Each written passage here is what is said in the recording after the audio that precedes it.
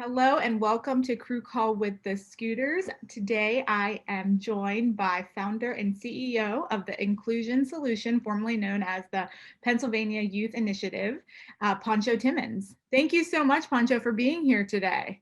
My pleasure. Thanks for having me.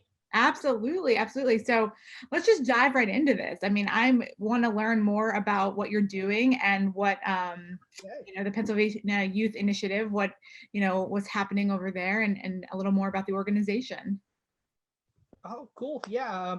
We were founded in 2017 with the idea of helping underprivileged populations prepare for and gain employment.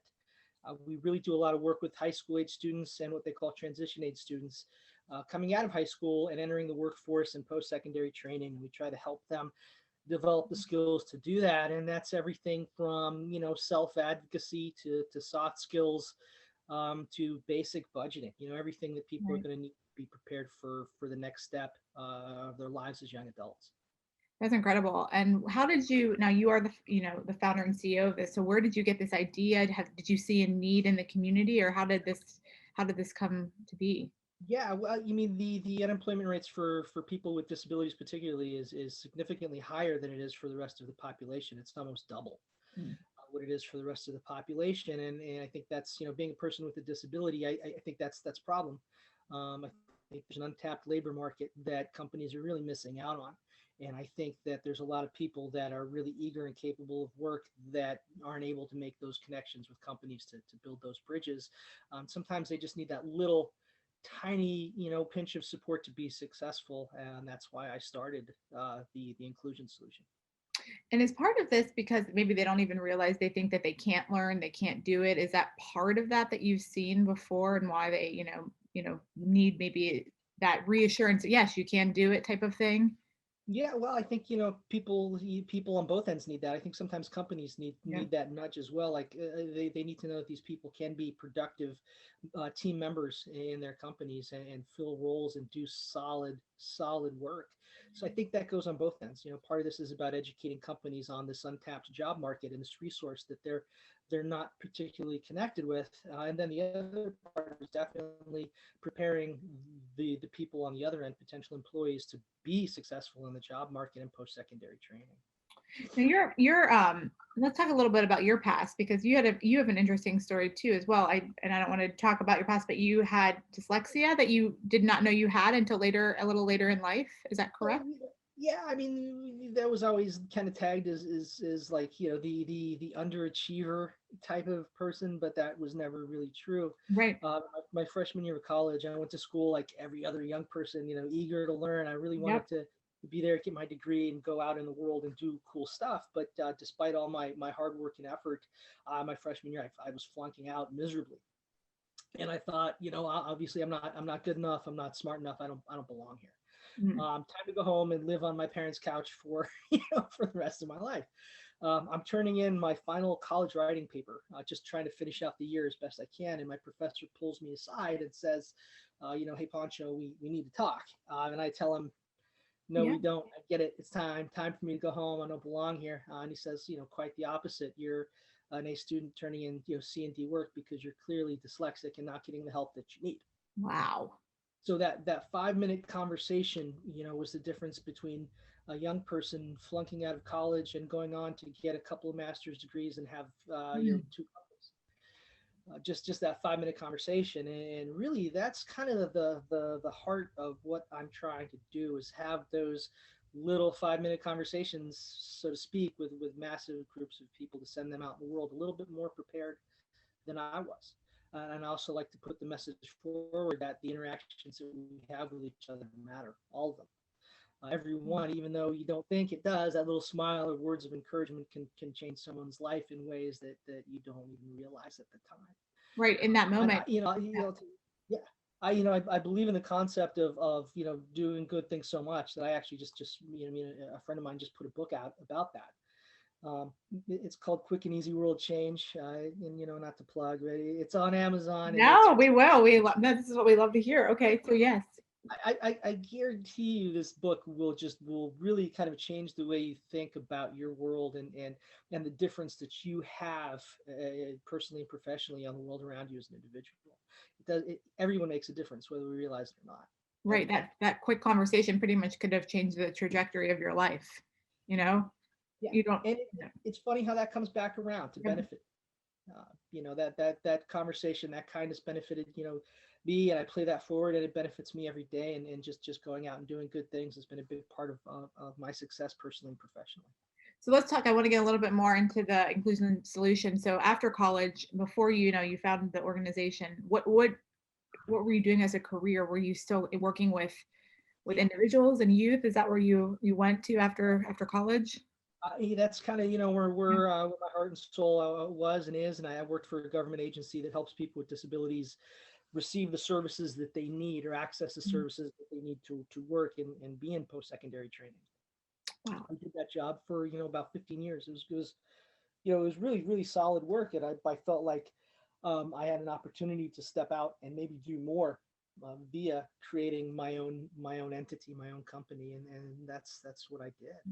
That now I should have asked this too. Are you from? So you do that. Are you from Pittsburgh originally? Is that why you decided to to do it here, or Moved around a lot as a kid. I spent okay? a good chunk of my childhood in up in the Poconos, northeastern Pennsylvania, and I came to Pittsburgh for school and work, and just fell in love with the city and have never looked back.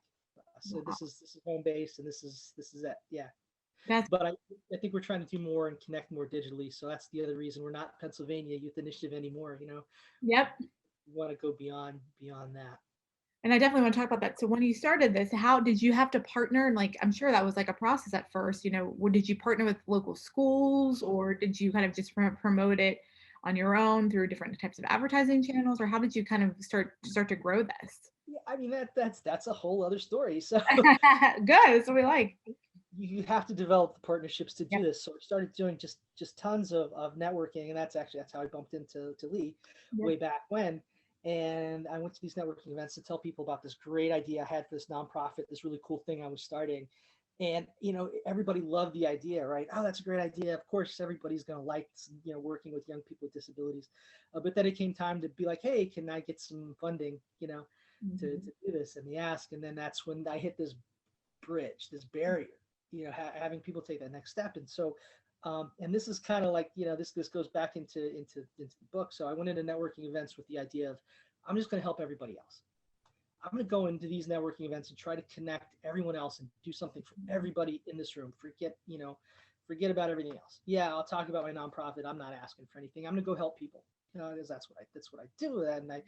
And that shift in my thinking and the way I was interacting was really what enabled me to start this nonprofit and partner. I was a guy that knew the guy, and um, you know, instead of just asking, I was just telling people about the great things I was doing, and they wanted to be a part of that because they knew that I was a genuine person and they Yep. usually owed me something. Right. Okay. So Okay. I'd help them out. So and when I just flipped my thinking to really helping people is when I really started to actually get the help that I needed, and I think there's something to be said for that. That's incredible. Yeah, that's kind of how the gears started turning for that. Yeah, Yeah. just by going out and doing good stuff. That's great. And so now you've kind of grown this. So if, do people come to you now, do they know about the program, or is it something that like referrals kind of, come in and out type of thing, or? We're the COVID's starting a lot of changes for us. We're really trying to develop the means to move and offer more things in that online format. But Yeah. again, it's a nonprofit, and funding is always an issue, particularly in these times. But initially, I have a program, something I wanted to do with these kids. I have what I call reverse job fair. We do a disability and mental health summit that's awesome. I'll get into that later, but Yeah. so I send out an FYI to the schools. Hey, we're doing this program. We have Mm. room for X kids. Yep. Are you interested? And then they respond, and most of the programs we have fill up. Wow. biggest issues we've had is capacity. We just don't have the means to provide everything for all the students we do. And is it by a semester? Is it like a year program, or is it like based on semester, or is it a certain time It, frame? it depends on what we're doing. We've run a Sure. couple of different projects. Usually there'll be a day or an afternoon. The reverse job fair is an afternoon, and that's one where we prepare kids with interview skills. They make a poster board presentation, and we bring companies in, and we put the kids on the other side of the table, and the companies come in and talk to the kids and ask them about their poster board presentations, and it teaches them interviewing skills and soft skills. And it's a format where you don't just tell them, and they're not just writing it down; they actually have to do it. Wow. They have to practice an elevator speech in front of actual companies and people that they don't know. Um, so we're giving them and actually making them practice those skills in a live format, and that's one afternoon. We did a disability and mental health summit, which this is the best thing we've ever done. We had around 500 kids there, which is the biggest youth advocacy event in the state of Pennsylvania and probably beyond.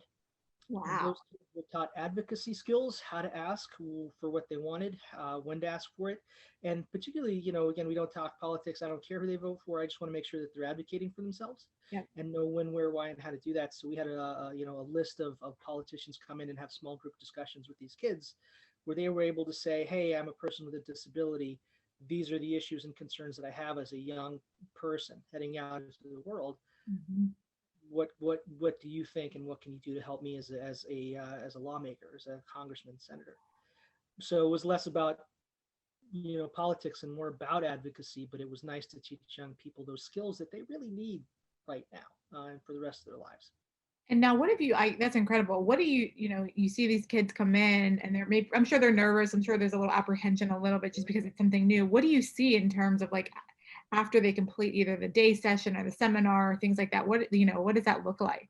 It's amazing. My favorite part about it is you literally see kids grow up in a few hours. Wow. You literally see them grow up from the time they walk in to the time they leave, and it's I'll tell you, quick story.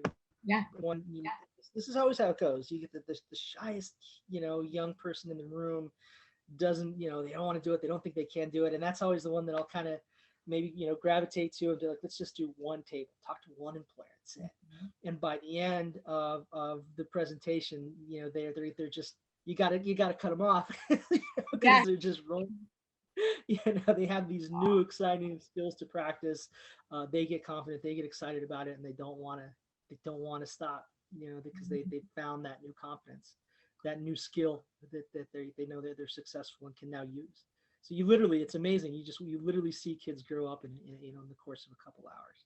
That's awesome. And what have you seen in terms of like, I'm sure you have some statistics or whatnot, but what have you seen in terms of, kids who've come through that in terms of like their job or just, budgeting stuff for their, you talked about that budgeting and finding, employment. Like, what have you seen in terms of that other end results? We definitely know that kids are more ready. We do pre and post tests. Yep. So, hey, what did you learn here? Did these skills, and they're able to articulate the skills that they've learned. We try to keep things as least restrictive as possible. Sure. It's hard to follow through with a lot of these kids after the fact. A lot of times we don't even give names. Right. So we don't follow through with them long term, but we know pre and post test, they demonstrate that they've got the skills. We also see that, that actually skill happening in action. Mhm. So I know that young person now has an elevator speech. When they hand a resume to an employer, they'll be able to say something with it. Right. And they're not just going to, kind of shy away from that. Or when they sit down in an interview, they're going to know that they Right. have some, kind of canned things that they can talk about with themselves. So we see them demonstrate the skills before they leave. Everything we do, you don't just say it, learn it, you do it in that live environment before you walk out that door. If we're teaching networking, you're going to be networking with people you don't know. You Sure. have to use that skill. So Sure. that's how we mark that. We see them demonstrate the skills in that live environment. And pre and post test, they can write down, hey, I did learn this. That's great. I mean, that's what you want to see, those type of results. And we know we briefly touched about this, but with COVID now hitting our 1 year anniversary pretty much, what have you had to do? Because I'm sure it was a lot of in-person learning, in-person networking. How have you had to shift and adjust a little bit to the digital platform? And have you had to, like, you maybe decrease the amount of students at one time just because of accessibility to technology? Yeah, we have honestly, we've stopped. We have that we've Sure, just put a hold on things, and we're trying to revamp and be able to offer more of what we do in an online format. sure. I think that's just where things are going to go. I think that's a permanent change.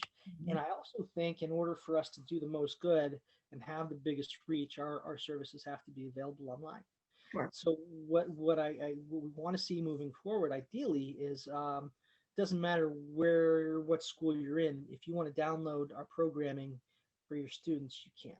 Yes. You can download all of our curriculum, all of our programming online and run it with your kids, regardless of where you are. So that's why it's one of the big reasons it does. We're not Pennsylvania Youth Initiative anymore. We're trying to reach beyond that and Sure. be a part of the digital age. I think it's a much needed shift that COVID has given us a nudge to do anyway.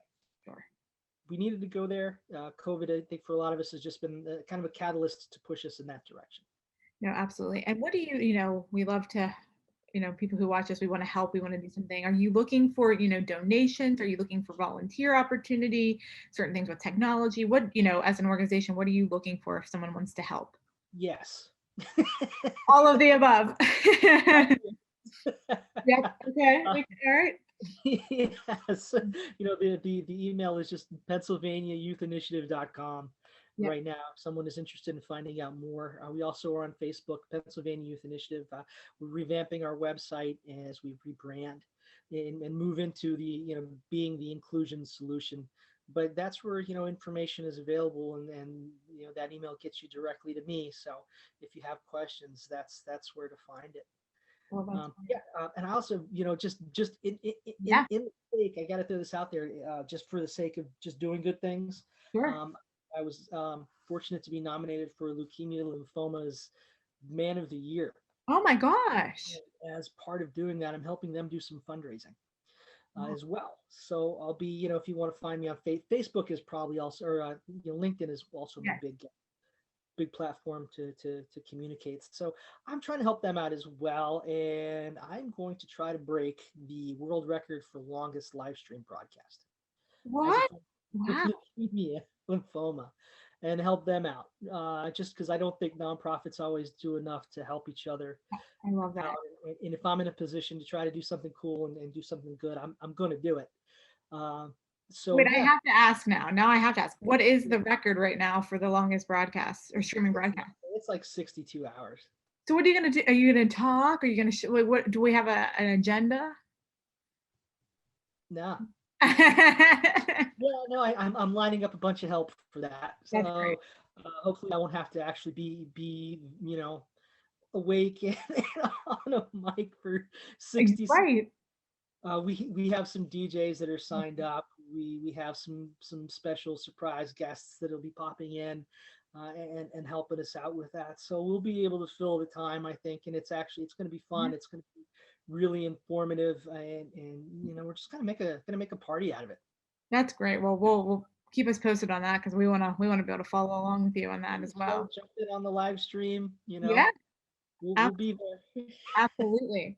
Well, no, you're doing incredible work. You're obviously, everything you do comes from the heart. So we appreciate you being here today. We'll put all of the links in, when we post this. So thank you so, so much again for everything that you're doing and being Oh, part thank of you. the crew call. Thanks. Thank you guys. This was a blast. Thank you. Appreciate it. Thank you.